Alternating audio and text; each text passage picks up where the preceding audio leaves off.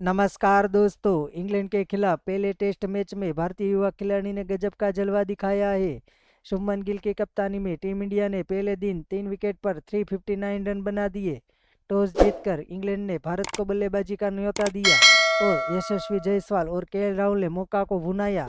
दोनों ने पहले विकेट के लिए 91 रन जोड़े। राहुल ने 42 रन बनाए। हालांकि साई सुदर्शन डेब्यू पारी में बिना खाता खोले आउट हो गए, जबकि यशस्वी ने शानदार शतक बनाया। 144 गेंदों में 16 चौके और एक छक्के की मदद से यशस्वी ने अपना शतक पूरा किया। टीम के कप्तान शुभमन गिल ने भी कमाल की बल्लेबाजी की। गिल 127 रन बनाकर नाबाद लौटे और उन्होंने यशस्वी और पंत के साथ 2 शानदार शतकीय साझेदारियां की।